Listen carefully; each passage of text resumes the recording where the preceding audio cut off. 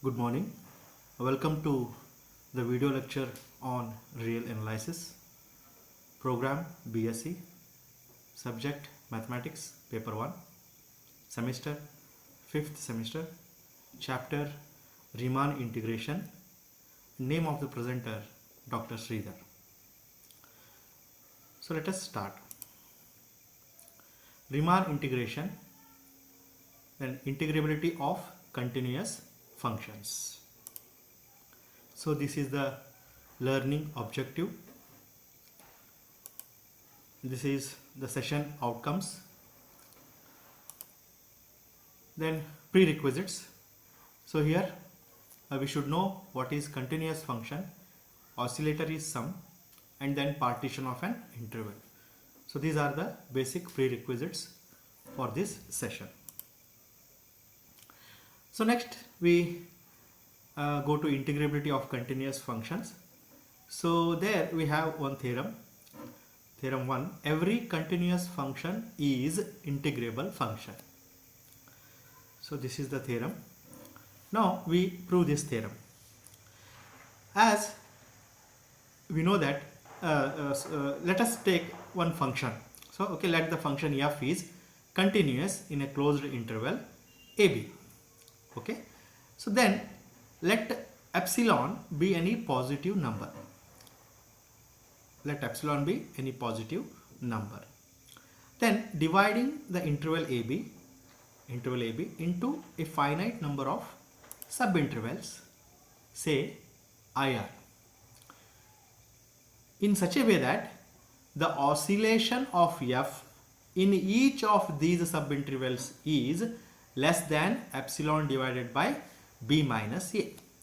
So we have to choose, or we have to divide the interval AB into a smaller intervals in such a way that the oscillation of the function f in each of these subintervals is less than epsilon by b minus a. Then let delta r be the length of this these subinterval IR. Okay, let delta r be the length of this subinterval IR. That is, delta 1 is the length of the interval I1, delta 2 is the length of the interval I2, delta 3 is the length of the interval I3, like that. Now consider this part for this partition W of PF, that is oscillation. W of PF is equal to, now we have by formula the oscillation, the oscillatory sum.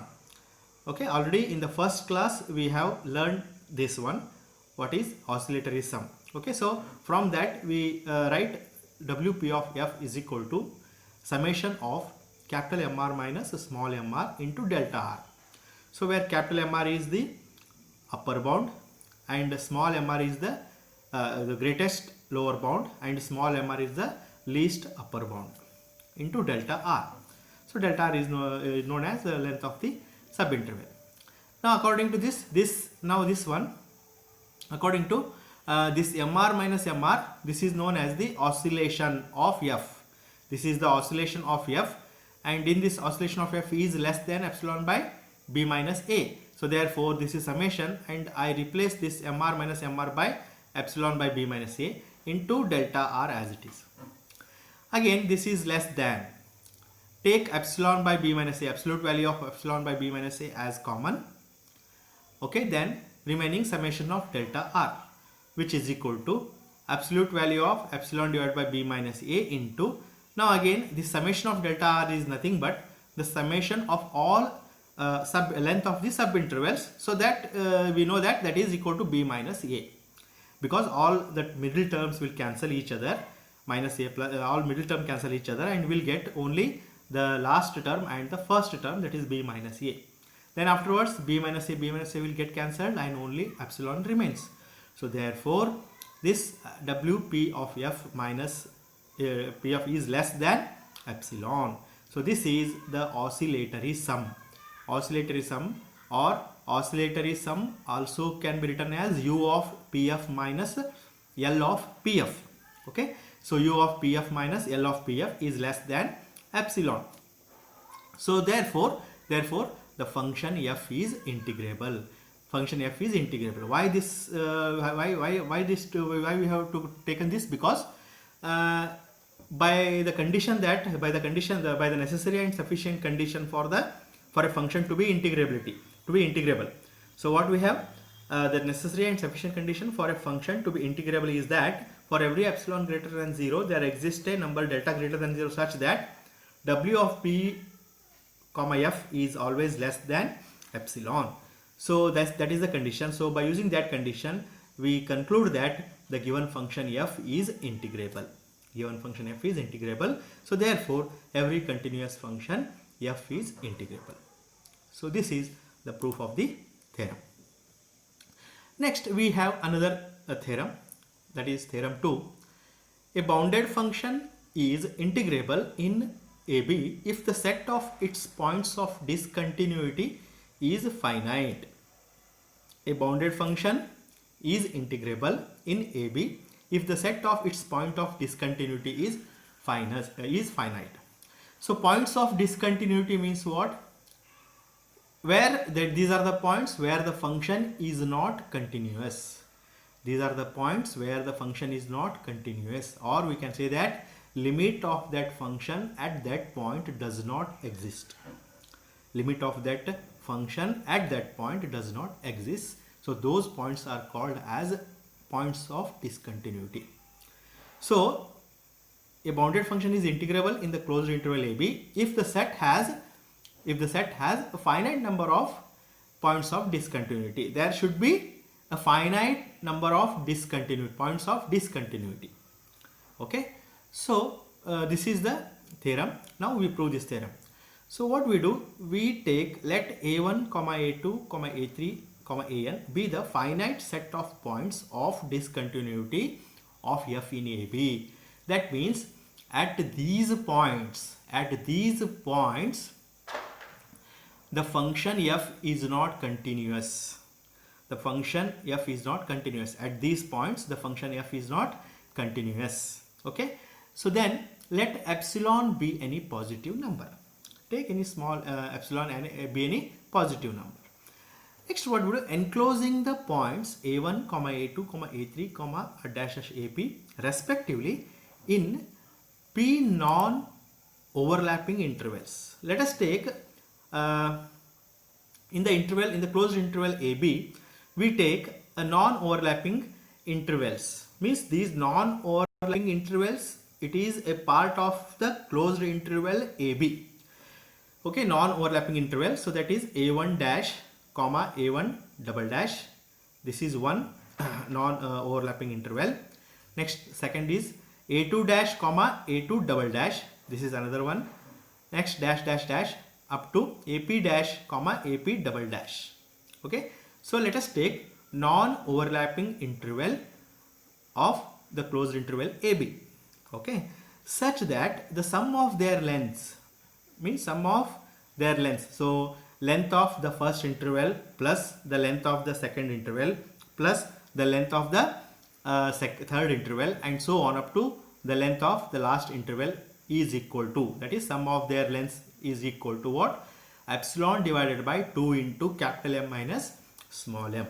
So we have to choose a non-overlapping intervals in such a way that the summation of their lengths is equal to epsilon divided by 2 into capital M minus small m.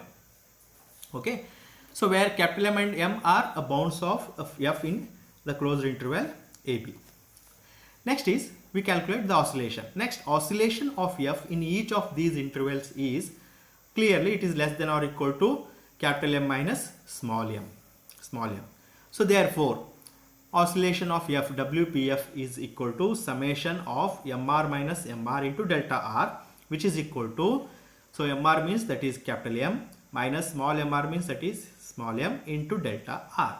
Okay, which is equal to now. So therefore WP of f is equal to, now taking m minus m common and we will get summation of delta r, which is equal to summation of m minus m into bracket. Then this summation of delta r we have taken such as epsilon divided by 2 into capital M minus small m. Already we have taken this. We have taken the non-overlapping in such a way that the length of the sum of the their lengths is equal to what? epsilon divided by 2 into m minus small m. Next, we cancel these two terms. This gives capital M minus small m, capital M minus small m, they will cancel each other. Only epsilon by 2 remains. So, epsilon by 2. Now, see, AB is a closed interval, right? AB is a closed interval. And we have taken non-overlapping intervals between those intervals AB, right? So now, as we know that at the points A1, A2, A3 dash dash dash AN, they are the points of discontinuity. Means at these points the function is not continuous. Okay. So now the function is continuous where between the points A to A1 dash, right? A to A1 dash. Next, the function f is also continuous between A1 double dash to A2 dash, and also A2 double dash to A3 dash, like that AP double dash to B. The function is continuous in these p plus 1 subintervals. Okay. So now what we do, again dividing these p plus 1 intervals. So these are the intervals p plus 1 intervals. Now again dividing these p plus 1 intervals into subintervals. Okay, then we get oscillatory sum of these subintervals as epsilon divided by 2 into p plus 1. So p plus 1 is nothing but the length of the interval. So that is 2 into p plus 1. So oscillatory sum of these subintervals is equal to epsilon divided by 2 into p plus 1. So thus what we conclude, there exists a partition of AB such that the corresponding oscillatory sum is less than. So now see here, the first one we get, that is epsilon by 2, right? That is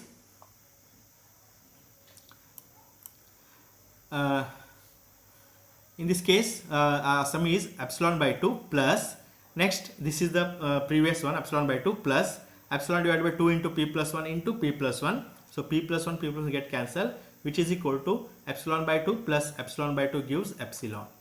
So therefore here the oscillatory sum is less than epsilon we get. Hence the function is integrable. So if the oscillatory sum is less than epsilon, then we say that the function f is integrable, and here we have proved that the oscillatory sum of the function is less than epsilon. So therefore the function f is integrable, right? So next we see some problems on this integrability of continuous functions. So first one we have, show that the function f defined by f of x equal to 1 by 2 raised to n when 1 by 2 raised to n plus 1 is less than x, which is less than or equal to 1 by 2 raised to n for all n is equal to 0, 1, 2, 3 dash dash, f of 0 is equal to 0 is integrable in 0, 1. Although it has a infinite number of points of discontinuity. That means what we have to show, we have to prove the function f defined by this, okay, is integrable in 0, 1, although it has an infinite number of points of discontinuity. But still it is integrable. Okay, so that we have to prove. So to prove this one, first what is given, f of 0 is equal to 0 is given. Okay, so next is take the second condition, that is it is given that f of x is equal to 1 by 2 raised to n for n is equal to substitute n is equal to 0, 1, 2, 3 and so on.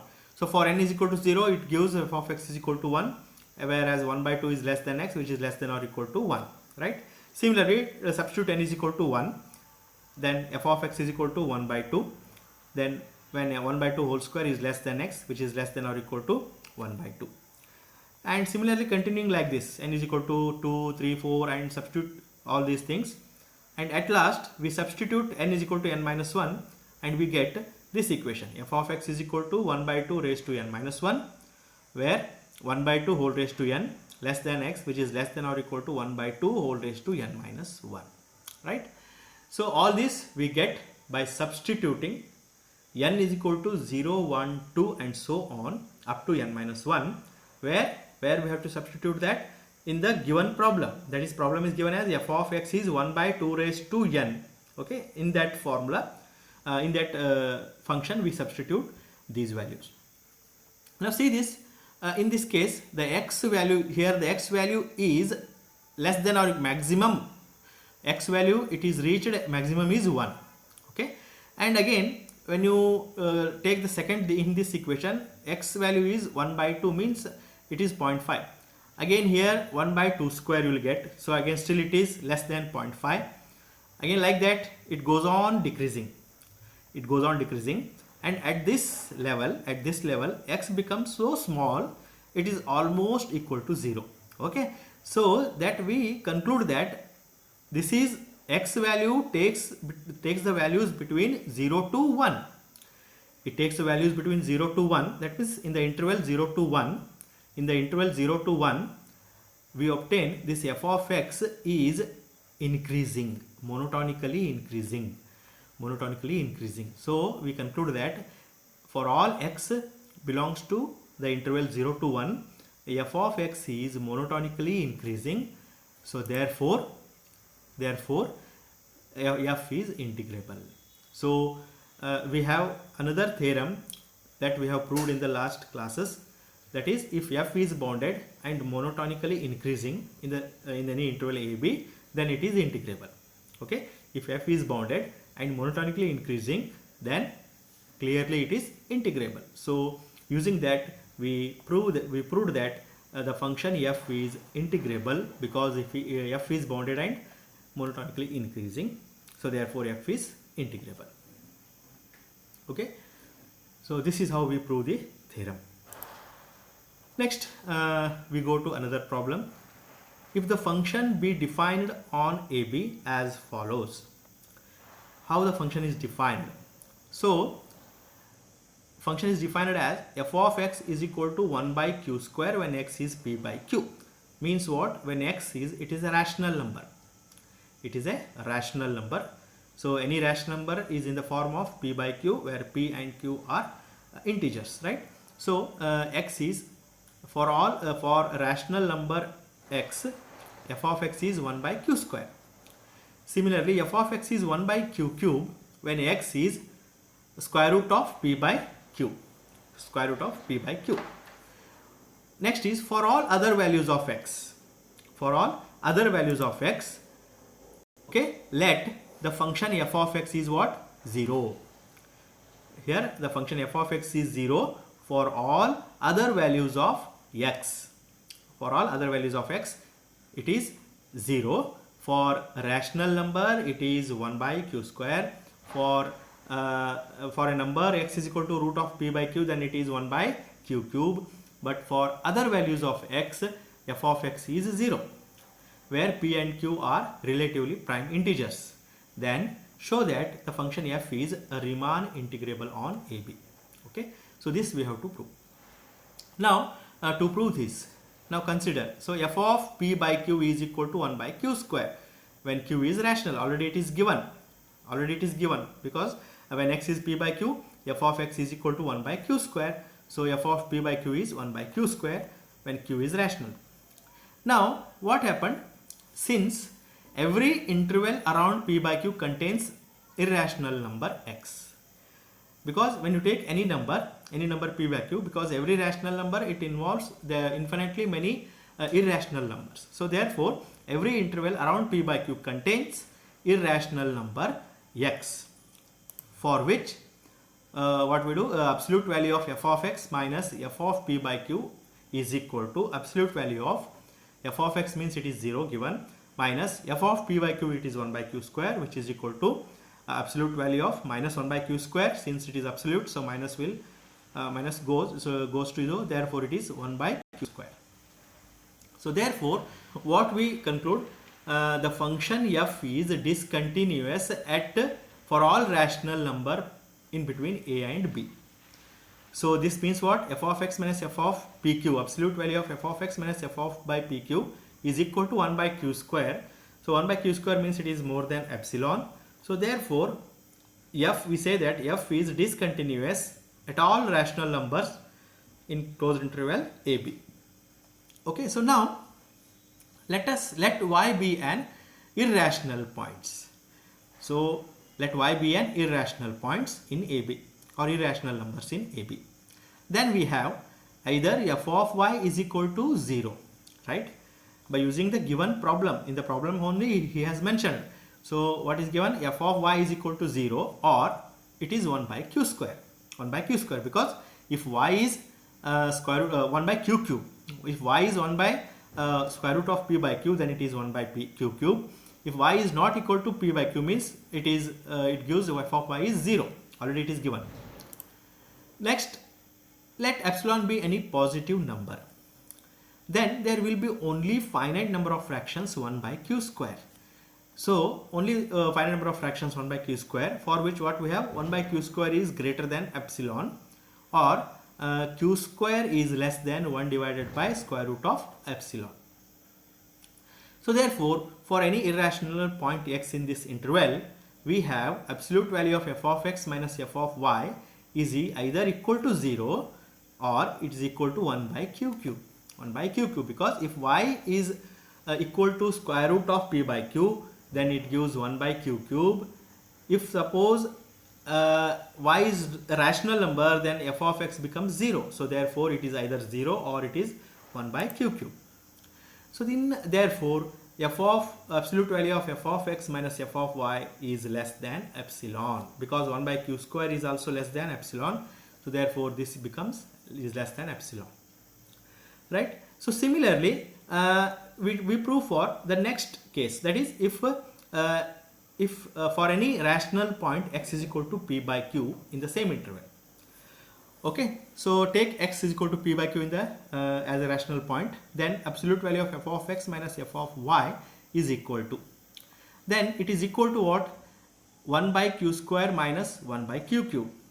Okay, so first one, it's what? F of x is, if it is a rational, that is x is equal to p by q, then it is 1 by q square minus, when this y is square root of p by q, then it is 1 by q cube. Okay, so it becomes 1 by q square minus 1 by q cube. Or if suppose y is not rational, if y is not rational, then clearly f of y becomes 0, and f of x is equal to, sorry, f of 0 is 0, then f of y becomes 1 by q square. 1 by q square, right? So in any case, in all cases, because this 1 by q square is less than epsilon, so therefore in each case f of x minus f of y is less than epsilon, hence f of x is continuous at x equal to y. So therefore the function f is Riemann integrable, right? So this is how we solve the problem. Next we have another problem, so that I will give you as an exercise for you. So try to solve this problem. A function f is defined in the interval 0 to 1 as follows: f of x equal to 1 by q when x is any non-zero rational number p by q in its lowest term, and f of x equal to 0 when x is irrational or 0. Then the value of the integral is 0, 2, 4, none. Okay, so you will get answer as A. Okay, so this is that's all for today's session. We'll continue in the next class. Thank you.